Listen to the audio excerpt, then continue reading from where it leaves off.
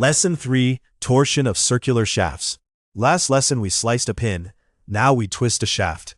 3 one-line ideas. A torque makes shear stress that grows toward the surface. That same torque winds the shaft through an angle of twist, and on the exam, the torque usually arrives disguised as transmitted power. Get those 3, and rotating machinery problems fall out fast. Here's the problem. A 50 mm solid steel shaft transmits 30 kilowatts at 300 RPM over 1.5 meters. Given steel's shear modulus, find the torque, the maximum shear stress, and the angle of twist. Notice the load arrives as power, not torque. So the first move is always turning power and speed into torque. Concept 1. Torsional shear stress. Twist a circular shaft and every fiber shears, but not equally. The stress climbs straight out from 0 on the axis to a maximum at the surface. Tau equals Tc over J, torque times the outer radius divided by the polar moment of inertia. For a solid round shaft, J is pi d to the 4th over 32. For a hollow one, you subtract the 4th powers of the diameters. J does for torsion what area did for axial stress. Concept 2. Angle of twist. Fix one end of the shaft, apply the torque, and the far end winds around by an angle theta equals TL over JG. Longer or softer shafts twist more.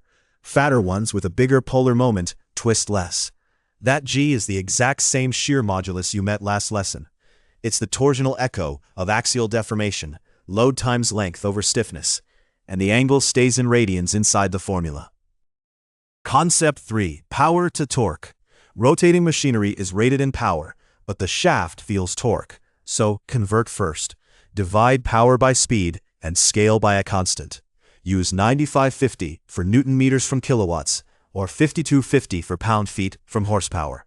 They're all just P equals T times omega, with the unit bundle folded into the number. Get the torque, then the stress and twist formulas take over. Setup. Build the table. Power, speed, diameter, length up top, the shear modulus looked up, and a blank with its formula for every unknown. Then commit to one unit system. I'll work torque in Newton millimeters and lengths in millimeters, so shear stress lands in megapascals and the twist comes out as a pure radian. The one trap is that the kilowatt shortcut gives torque in Newton meters. Convert to Newton millimeters before combining with a polar moment in millimeters to the 4th. Solve. Part 1. Torque first. Power over speed times the constant gives the torque, which I carry in Newton millimeters.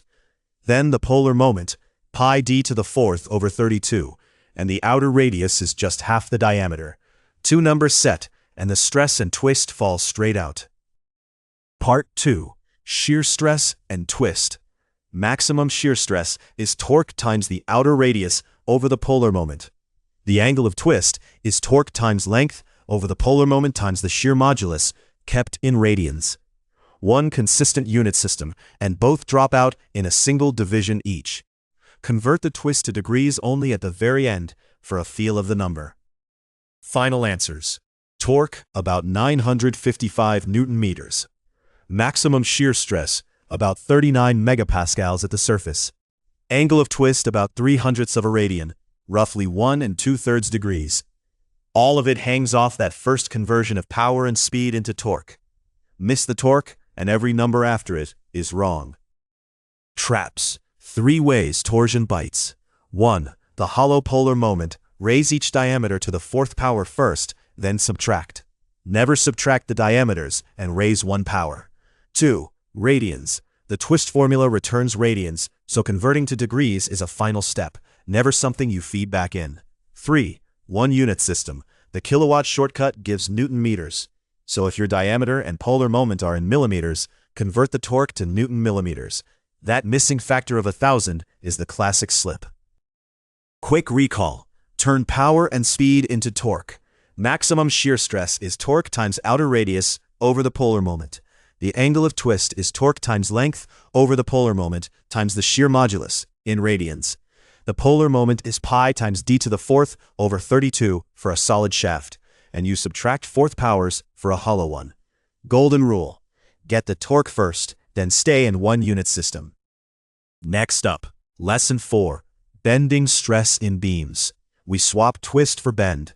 A bending moment makes normal stress that peaks at the outer fiber.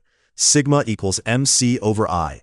The mirror image of today's tau equals TC over J, with the moment of inertia standing in for the polar moment. Before then, redo today's shaft as hollow, 50 outside and 30 inside, and watch the stress climb. Everything's at peprepengine.com. Cheat sheet, work solution, and a quiz attached here. If the course helps, subscribe.